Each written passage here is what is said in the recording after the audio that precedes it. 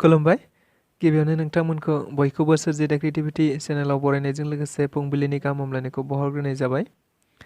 दिनैनि माखासे निउस आपडेटफोरखौ नोंथांमोननि सिगाङाव फोरमायथिना होनो आवगायनाय जालायबाय। नोंथांमोनहा भिडिअखौ नायनानै मोजां मोनोब्ला लाइक खालामगोन होनना आसा खालामबाय। लोगोसे इउटिउब चेनेलखौ दाबो साबस्क्राइब खालामाखैबा साबस्क्राइब खालामनानै लानो थाखाय गुरै खावलायनाय जाबाय। थ' बिदिब्ला जोङो भिडिअखौ जागायनोसै। गिबियावनो दङ बर'फोरखौ गिनानै बर' हारिनि खृष्टानफोरखौ एसटि थाखोनिफ्राय बोखारनो नागिरदों। बाथ्राखौ बुंदों दानि आसाम प्रदेश कंग्रेस कमिटिनि बुंथिगिरि गर्जुन मुसाहारि बिथाङा। जों बयबो मिथिगौ दायो आसामाव बे बाथ्रायानो सिं सिं गोसारगासिनो दंदि गासै खृष्टान धोरोमारि सुबुंफोरखौ एसटिनिफ्राय बोख्लायनानै जेनेरेल खालामसिगोन होननाय बाथ्राया नंद्रायैबो नङा, मानोना गोबां गोसारबाय।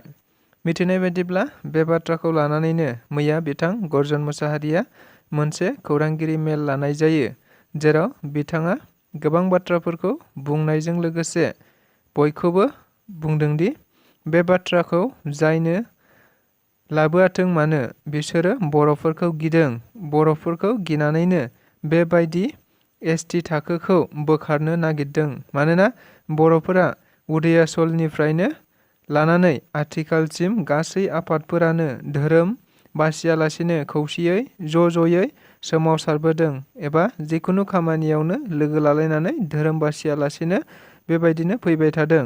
लोगोसे बिथाङा बुंबावदोंदि सा सानजा रायजोनि बांसिन सुबुं सानखो थानाय ट्राइबेल सुबुं आरो भारत संबिजिरनि 90 दफायाव हाबनाय बर' रावा गासै सा सानजा भारतआवनो साग्लोबजोबगोन नामा होननानै बेखौ गिनानैनो बिसोरो बे बाथ्राखौ बुंदों होननाबो खौरांगिरि मेलनि गेजेरजों बुंथिना होबावो बिथाङा।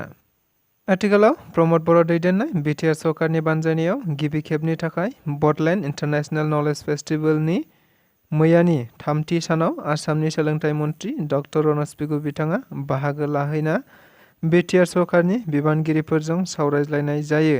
लोगोसे बे हाबाफारियावनो बाहागो लाफैना बिथां सोलोंथाइ मन्थ्रिया खौरांगिरिफोरनि सिगाङाव बुंदोंदि बिटिसिआव गासै मोन9 गोजौ फरायसालिफोरखौ लुफामनायनि थाखाय आसाम सरकारनिफ्राय गासै 8 कौटि रांनि गनायथि होनाय जाबाय होननाबो बुंथिना होबावो। डेट बारनाय मुलि होनानै सासे जोनोम होनो गोनां बिमाखौ फोथैदों। जाथाया जादों मैया, जेराव सासे बर' सुबुङा गथ' जोनोम होनो थाखाय काजलगावआव थानाय जेएसबि सिभिल देहा फाहामसालियाव लांनाय जादोंमोन। नाथाय दायो नखरनि सोद्रोमाफोरा फोरमायनाय बायदिब्ला डक्टरनि गोरोन्थि फाहामथाय होनायनि थाखायनो सासे गथ'नि जोनोम होनो गोनां बिमाया थैबाय।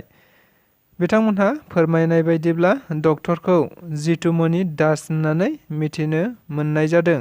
लोगोसे बे डक्टर जितुमणि दासआ गोबां बिमाफोरखौ बेबायदिनो गोरोन्थि फाहामनाय होनानै फोथैबाय होननाबो बुंथिना होबावदों।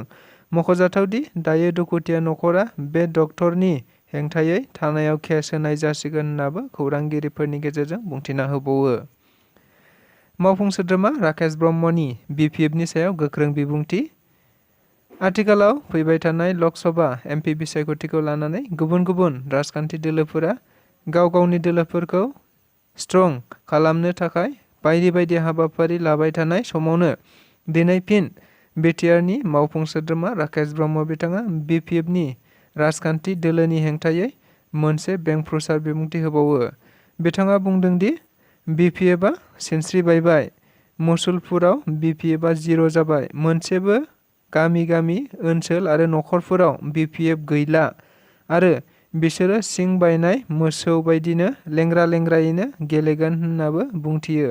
फारसेथिं इउपिपिएलआ मोन्नैबो बिसायख'थियावनो देरहागोन आरो इउपिपिएलआ जुग जुग बोसोरसिम गेलेगोन आरो जोंनिनो बिजाथिया थागोन आरो मोन्नैबो बियाबावनो जोंनि बिजाथियानो देरहासार जानो हागोन होननाबो गोख्रों रावजों बुंथिना होबावो। चिराङाव फिन गोबां बिबांनि आयेन बेरेखा दंफां हमदों।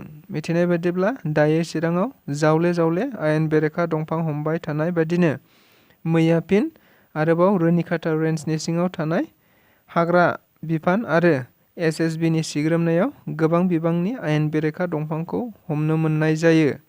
मख'जाथावदि गासै 25 लाखसो बेसेननि जागोन होननानै हाग्रा बिफाननि मावसुमाफोरा खौरांगिरिफोरनि सिगाङाव बुंथिना होयो। बेजों लोगोसे दिनैनि रादाबा बेखिनियानो। गोजोन्थों।